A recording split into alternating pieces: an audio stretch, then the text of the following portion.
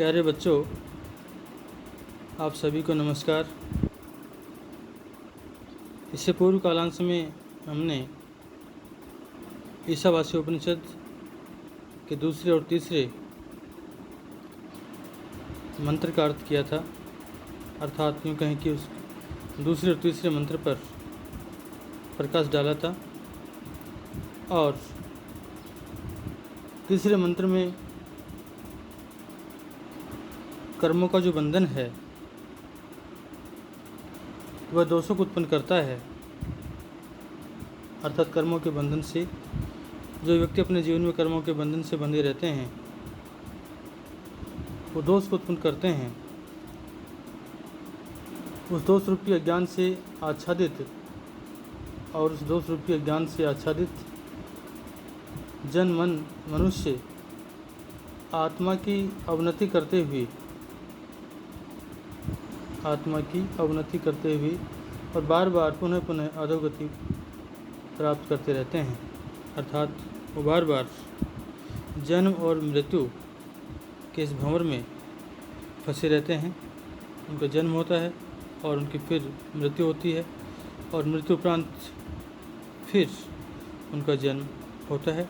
इस तरह से उनका जन्म और मृत्यु के रूप में इस संसार में, इस नाशवान संसार जगत है, इसमें आना और जाना लगा रहता है। आत्मा के वास्तविक रूप से अनभिज्ञ जो लोग हैं वो असुर हैं। वे लोग आत्मा के अज्ञान रूपी प्रगाढ़ अंधकार से सर्वदा व्याप्त रहते हैं। और ऐसे वे लोग जो हैं, असुर जो लोग हैं, वो आत्मा के अज्ञान रूपी प्रगाढ़ अंधकार से सर्वदा सदैव व्याप्त रहते हैं, आच्छादित रहते हैं, ढके रहते हैं। जो अज्ञानी जन नित्य प्रकाश युक्त आत्मा, जो अज्ञानी जन नित्य प्रकाश युक्त आत्मा को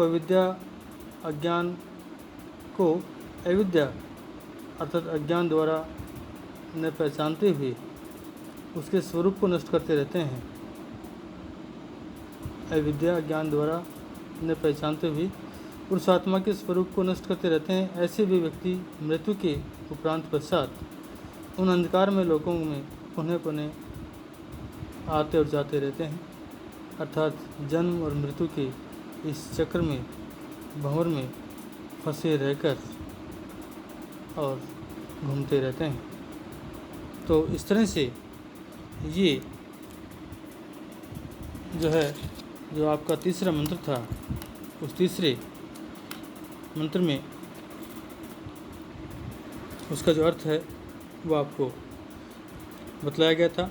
इस मंत्र में ऐश्वर्या और आत्महनय जना, ये जो आपके दो शब्द आए ये अति महत्वपूर्ण हैं। ऐश्वर्या का अर्थ है सूर्य से रहित, सूर्य अर्थात प्राण शक्ति, और उस सूर्य प्राण शक्ति से रहित अर्थात असुर संबंधी, एक सुर संबंधी और दूसरा असुर संबंधी, एक देवताओं से संबंधित और दूसरा राक्षसों से संबंधित। तो ऐसे सूर्य उस प्राण शक्ति रहित अथवा असुर संबंधी और आत्महनय जना, ये जो दो शब्द हैं आपके महत्वपूर्ण हैं। ऐश्वर्या का अर्थ हुआ, दूसरा अर्थ भी कर सकते हैं कि वे लोग जहाँ असुर रहते हैं, जहाँ पर असुर रहते हैं, निवास करते हैं। वेद में असुर शब्द ईश और आत्मा के अर्थ में आया है। शारीरिक बल जिसमें हो और जिसे उस बल का अभिमान हो वह असुर कहलाता है। ऐश्वर्या का दूसरा अर्थ है ज्योतिहीन, प्रकाश रहित। संक्षेप में हम कह सकते हैं कि जो केवल प्राण रक्षा में निरत है, जो केवल अपने प्राणों की रक्षा करने में ही लीन है, निरत है, और शारीरिक अपने बल को बढ़ाने में लगा हुआ है तथा आत्मबल के संपादन से मुख मोड़े हुए है, आसुरी संपत्ति से युक्त होकर पर पीड़ा में रत हैं, स्वार्थ संपादन में लगा हुआ है, वह असुर है। आत्महंता वस्तु तो वह है जो पूर्ण और अखंड आत्मा को एक देशी और खंडित मानता है। देह ही आत्मा ऐसा मानने वाला, देह आत्मबुद्धि वाला व्यक्ति आत्महंता है, आत्मघाती है। वो उस आत्मा के टुकड़े करने वाला है। वस्तुतः आत्मा अछेद्य है, अद्वितीय है, अजर और अमर है। और यही आत्मा के विषय में श्रीमद् भगवद गीता में भगवान श्री कृष्ण ने भी कहा है कि वो आत्मा अजर और अमर है। जिस तरह से मनुष्य पुराने वस्त्रों को त्याग करके और नए वस्त्र अपने शरीर पर धारण कर लेता है, उसी प्रकार से यह आत्मा भी वृद्धावस्था में पहुँचे हुए शरीरों का त्याग करके और दूसरे नए शरीरों को ग्रहण कर लेती है। तो इस तरह से यह तीसरा मंत्र जो आपको बतलाया गया, इसका अर्थ बतलाया गया। अब हम चौथे मंत्र पर चर्चा करते हैं कि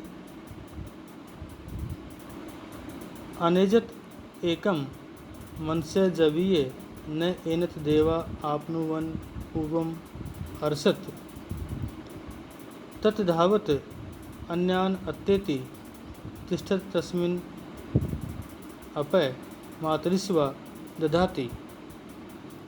इस तरह से ये आपका चौथा मंत्र है। और इस चौथे मंत्र में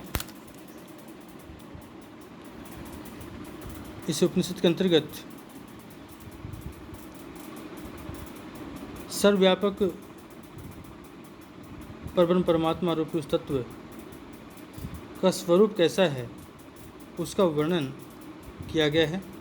अर्थात इस जड़ चेतनात्मक चर अचरात्मक जगत के प्रत्येक कण कण में विद्यमान वह परब्रह्म परमात्मा रूपी तत्व जो है कैसा है, उसका स्वरूप कैसा है, तो उसके स्वरूप का इस प्रस्तुत मंत्र में वर्णन किया जा रहा है कि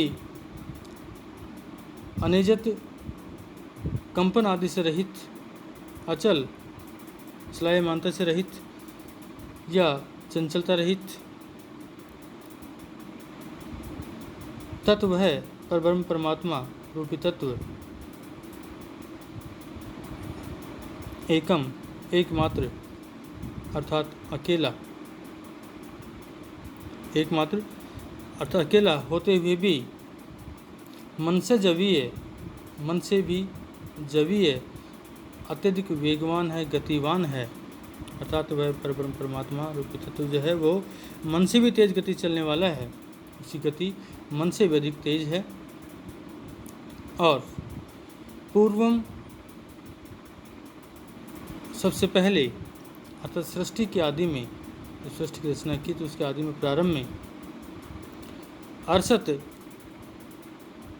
अर्षत इंद्रादि जो देवगण हैं अथवा ज्ञानेंद्रियाँ भी न आपनुवन उस परब्रह्म परमात्मा को प्राप्त नहीं कर सके, अतः उसका स्वरूप कैसा है उसके बारे में उसको ज्ञात नहीं कर सके या उसके स्वरूप को जान नहीं सके। और तत् वह परब्रह्म परमेश्वर तिष्ठत स्थिर होते हुए भी धावत दौड़ने वाले, जितने भी दौड़ने वाले प्राणी हैं उन सभी दौड़ने वाले अन्य प्राणियों, देवों अथवा लोकों से अत्यति आगे चला जाता है, अथवा उनको पीछे छोड़कर उनसे आगे निकल जाता है। यूँ कहें कि वह सर्वत्र ही विद्यमान है, जैसे कि आपको बताया गया और कहा भी गया कि वह परब्रह्म परमात्मा जो है तत्व है वह एकमात्र अकेला होने के उपरांत भी मन से भी अधिक वेगवान है। और इसे चरात्मक चलात्मक या चर अचरात्मक इस जगत के प्रत्येक कण कण में वह विद्यमान है। और तस्मिन उस परमेश्वर में मातृस्वा वायु आदि तत्व हैं, वो वायु आदि तत्व अपय ददाती, अपय अन्न आदि को ददाती धारण करते हैं। तो इस तरह से ये इस चौथे मंत्र के अंतर्गत इस सृष्टि के प्रत्येक कण कण में विद्यमान उस परमात्मा रूपी तत्व के स्वरूप का, कि वो परमात्मा रूपी तत्व कैसा है, उसका स्वरूप कैसा है, उसका वर्णन किया गया। और इसके अंत में कहा गया है कि वह पर ब्रह्म परमात्मा अचल, संकल्प, विकल्प आदि लक्षणों से भी तीव्र गति संपन्न है। वह पूर्व में ही ज्ञान संपन्न हो गया, अर्थात सर्वव्यापक होने से वह सृष्टि के आदि में ही सभी को जानने पहचानने वाला है, क्योंकि सृष्टि के आदि में वह विद्यमान था। चक्षु आदि जो इंद्रियां हैं हमारी, उस परमेश्वर को प्राप्त नहीं कर सकी, अर्थात स्थूल ज्ञानेंद्रियां सूक्ष्म आत्म तत्व को ज्ञात नहीं कर सकी। तीव्र गति संपन्न वह आत्म तत्व अन्य मन आदि को भी अतिक्रमण करके जाता है। अर्थात तीव्र गति संपन्न वह आत्म रूप तत्व जो है मन आदि को भी, या मन आदि का भी अतिक्रमण करके उनसे भी आगे चला जाता है। इन मन से भी वो अधिक जवीय, वेगवान है, गतिवान है। उस आत्म तत्व में वायु चेष्टा रूप कर्मों को स्थापित करता है, और उस आत्मरूपी तत्व में वायु जो है वो चेष्टा रूपी जो अपने कर्म हैं उनको स्थापित करता है। तो इस तरह से ये आपके इस तीसरे मंत्र का, चौथे मंत्र का जो अर्थ है, जो कि आपके सामने आपको बतलाया गया।